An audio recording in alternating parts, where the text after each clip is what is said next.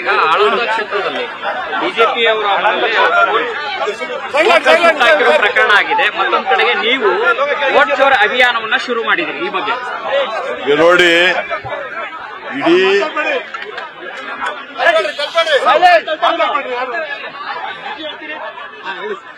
ಇಡೀ ರಾಷ್ಟ್ರದಲ್ಲಿ ಇವತ್ತು ಬಿಜೆಪಿಯವರ ಅಧಿಕಾರಕ್ಕೆ ಬರಬೇಕಾದ್ರೆ ಅದು ಓಟು ಚೋರಿ ಇದರಿಂದ ಕಾರ್ಯಕ್ರಮದಿಂದ ಆಗಿದೆ. ಅವರು ಜನರ ಒಂದು ಬೆಂಬಲ ಪಡೆದು ಮತ ಪಡೆದ್ಬಿಟ್ಟು ಅಧಿಕಾರಕ್ಕೆ ಬರಲಿಲ್ಲ ಎಂಬ ಮಾತನ್ನು ಈಗಾಗಲೇ ನಾವು ರಾಹುಲ್ ಗಾಂಧಿಯವರು ಸಾಕ್ಷ್ಯಾಧಾರದ ಇಟ್ಟು ಮಾಡಿದ್ದಾರೆ. ಬಹುಶಃ ಇದರ ವಿಚಾರದಲ್ಲಿ ನಮ್ಮ ಎಲೆಕ್ಷನ್ ಕಮಿಷನ್ ಅವರು ಯಾವುದೇ ರೀತಿಯ ಒಂದು ಕ್ರಮ ತಗೊಳ್ತಾ ಇಲ್ಲ ಅನ್ನೋದು ನಿಜವಾಗಿ ನಮ್ಮ ಪ್ರಜಾಪ್ರಭುತ್ವಕ್ಕೆ ಒಂದು ದೊಡ್ಡ ಏಟು ಎಂಬ ಮಾತನ್ನು ಈ ಸಂದರ್ಭದಲ್ಲಿ ಹೇಳಲಿಕ್ಕೆ ಬಯಸ್ತೀನಿ.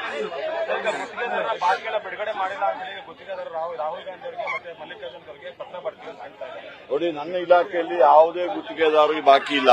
ಬೇರೆ ಬೇರೆ ಇಲಾಖೆ ವಿಚಾರದಲ್ಲಿ ಏನಿದೆ ಅಂದ್ಬಿಟ್ಟು ಆ ಮಂತ್ರಿಗಳನ್ನ ಕೇಳಿದ್ರೆ ಹೇಳ್ತಾರೆ. ನೋಡ್ರಿ, ನಾನು ಹೇಳ್ತಾ ಇದ್ದೀನಿ, ನಿಮಗೆ ಅರ್ಥ ಆಗ್ತಾ ಇಲ್ವಾ? ನನಗೆ ಕಮಿಷನ್ ಆರೋಪ ಕೂಡ ನೋಡಿ, ಯಾವ ಕಮಿಷನ್ ಆರೋಪ? ನೋಡಿ, ಅಲ್ಲ, ಅವರು ಹೇಳೋದಕ್ಕೆ ಅವರ ಕಮಿಷನ್ ಹೇಳಲಿಕ್ಕೆ ಸಾಕಷ್ಟು ಜನ ಆಧಾರ ಇದು ಕೊಟ್ಟಿದ್ದಾರಾ? ಅವರು ಕಮಿಷನ್ ಹೇಳ್ಬೇಕಾದ್ರೆ ಅದಕ್ಕೆ ಒಂದು ಏನು ಅದಕ್ಕೆ ಕಂಪ್ಲೇಂಟ್ ಕೊಡಬೇಕು, ಅದಕ್ಕೆ ಬೇರೆ ಬೇರೆ ಸಂಸ್ಥೆಗಳಿದೆ, ಅದ್ರ ಮುಂದೆ ಎಲ್ಲಿ ಅವರು ಪುರಾವೆ ಇಟ್ಟುಕೊಂಡು ಅದನ್ನು ಪ್ರೂವ್ ಮಾಡಲಿ. ಆ ಕಾನೂನು ಪ್ರಕಾರ ಅವ್ರ ಮೇಲೆ ಕ್ರಮ ತಗೊಳ್ತಾರೆ. ಇನ್ನೊಂದು ಆರ್ಎಸ್ಎಸ್ ನ ಕಾರ್ಯಚಟುವಟಿಕೆಗಳಿಗೆ ಕಡಿವಾಣ ಹಾಕಿರುವಂತಹ ವಿಚಾರಕ್ಕೆ ಈಗ ಬಿಜೆಪಿ ನೋಡಿ, ನಾನು ಮಂತ್ರಿಮಂಡಲದಲ್ಲಿದ್ದೆ, ಮುಖ್ಯಮಂತ್ರಿಯವರು ಮಾಡಿದ್ದಾರೆ. ಆರ್ಎಸ್ಎಸ್ ಒಂದು ಪದ ನಾವು ಉಪಯೋಗ ಮಾಡಲಿಲ್ಲ. ಸಾರ್ವಜನಿಕ ಕ್ಷೇತ್ರಗಳಲ್ಲಿ ಯಾವುದೇ ಅನುಮತಿ ಇಲ್ಲದೆ ಯಾವುದೇ ಕಾರ್ಯಕ್ರಮ ಮಾಡಬಾರದು ಅಂತ ಹೇಳಿದೀವಿ, ಸ್ಪಷ್ಟಪಡಿಸಿದೀವಿ. ಆದ್ರೆ ಬಿಜೆಪಿಯವರು ಹೇಳ್ತಾ ಇರೋದು ಆರ್ಎಸ್ಎಸ್ ನವರಿಗೆ ಯಾಕೆ ಮುಟ್ಟಕ್ಕೆ ಬರ್ತಾ ಇದ್ದಾರೆ? ನೋಡಿ, ನಿಮಗೆ ಬಿಜೆಪಿಯವ್ರನ್ನ ಕೇಳಿ, ಆ ತೀರ್ಮಾನದಲ್ಲಿ ಆರ್ಎಸ್ಎಸ್ ಹೆಸರು ಬಂದಿದೆಯಾ? ಹಂಗಾದ್ರೆ ಬಿಜೆಪಿಯವರು ಏನೋ ಆರ್ಎಸ್ಎಸ್ ಇಟ್ಕೊಂಡು ಏನೋ ಮಾಡ್ತಾರೆ ಅಂತ ಆಯ್ತಲ್ಲ. ಈಗ ಕುಂಬಳಕಾಯಿ ಕದ್ರೆ ತಲೆ ಮುಟ್ಟಿ ನೋಡ್ತಾರೆ ಅಂತ ಇದೆಯಲ್ಲ, ಅವ್ರಿಗೆ ಯಾಕೆ ಅದು ಬೇಕು?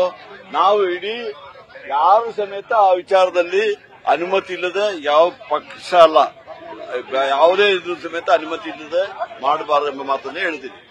ಆರ್ಎಸ್ಎ ಕೊಟ್ಟು ಅಂಗಸಂಸ್ಥೆಯಲ್ಲಿ ಕೊಟ್ಟಂತ ಜಾಗವನ್ನು ಕೂಡ ವಶಪಡಿಸಿಕೊಳ್ತಾರೆ.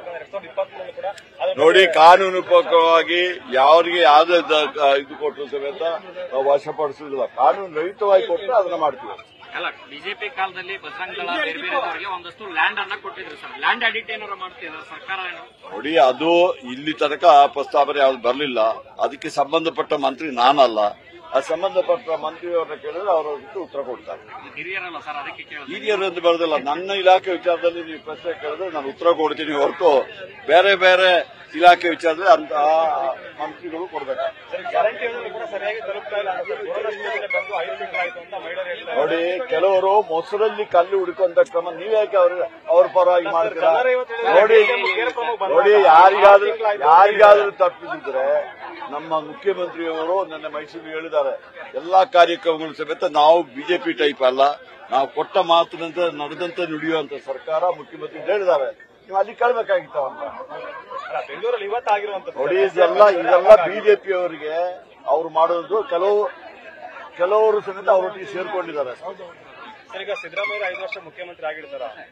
ಯಾರು ಇಲ್ಲ ಅಂತ ಹೇಳಿದವರು ಯಾರು? ನಿಮಗೆ ಹೈಕಮಾಂಡ್ ಅವರನ್ನ ಹೇಳಿದಾರ? ನಮ್ಮ ಸಚಿವರು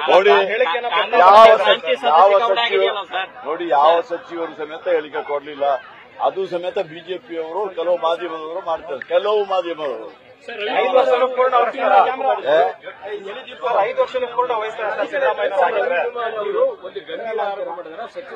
ನಾನು ನಿಮಗೇನು ಹೇಳಿದೆ? 5 ವರ್ಷ ಹೈಕಮಾಂಡ್ ಹೇಳಿದಾರ? ಅವರು ಇವತ್ತು ಯಾವುದೇ ವಿಚಾರದ ಕಾಂಗ್ರೆಸ್ ಪಕ್ಷದಲ್ಲಿ ಹೈಕಮಾಂಡ್ ಇದ್ದಾರೆ. ಹೈಕಮಾಂಡ್ ಅವರು ತೀರ್ಮಾನ ತಗೊಳ್ತಾರೆ. ಅವ್ರೇನು ಹೇಳಿಲ್ಲ ತಾನೆ, ಅವ್ರು ಹೇಳೋ ತನಕ ನೀವು ಸುಮ್ಮನೆ ಇರಿ. ಒಬ್ಬರೇ ಆಯ್ತು, ಎಲ್ಲರೂ ಇವರೊಬ್ಬರೇ ಮಾತಾಡಲ್ಲ. ಹಂಗಂದ್ರೆ ಅವ್ರನ್ನ ಬಿಟ್ಬಿಟ್ಟು ನೀವೆಲ್ಲ ಸ್ವಲ್ಪ ಹಿಂದೆ ಹಂಗಿಲ್ಲ. ನೀವು ಬಿಜೆಪಿ ಎಂಎಲ್ಸಿ ರವಿಕುಮಾರ್ ಅವರು ನಿನ್ನೆ ಒಂದು ಗಂಭೀರ ಆರೋಪ ಮಾಡಿದ್ದಾರೆ.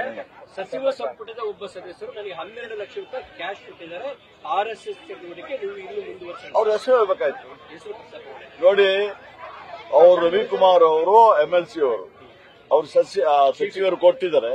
ಆ ಸಚಿವರ ಹೆಸರಲ್ಲಿ ಆ ಸಚಿವರು ಉತ್ತರ ಕೊಡ್ತಾರೆ. ಸರ್ ನವೆಂಬರ್ ಕ್ರಾಂತಿ ಆಗಲ್ವಾ ಸರ್ ಕಾಂಗ್ರೆಸ್ ಅಲ್ಲಿ? ಅಲ್ಲ ನೋಡಿ ಕೇಳಿ ನೀವು ಹಂಗಾದ್ರೆ ಪತ್ರಿಕೆ ಓದುದಿಲ್ಲ ಕಾಣ್ತದೆ. ನೀವು ಬರೀ ನಿಮ್ಮ ಪತ್ರಿಕೆ ನಿನ್ನೆ ಮುಖ್ಯಮಂತ್ರಿಯವರು ಅದಕ್ಕೆಲ್ಲ ಉತ್ತರ ಕೊಟ್ಟಿದ್ದಾರೆ. ಇವತ್ತು ಪೇಪರ್ಲೆಲ್ಲ ಚೆನ್ನಾಗಿ ಬಂದಿದೆ, ದಯವಿಟ್ಟು ಹೋಗಿ ಓದಿ ಅವೆಲ್ಲ ಕೊಟ್ಟಿದ್ದಾರೆ. ನ್ಯೂಸ್ ಫಸ್ಟ್ ನಿರ್ಭೀತಿಯಿಂದ ನಿಮ್ಮ ಪರವಾಗಿ.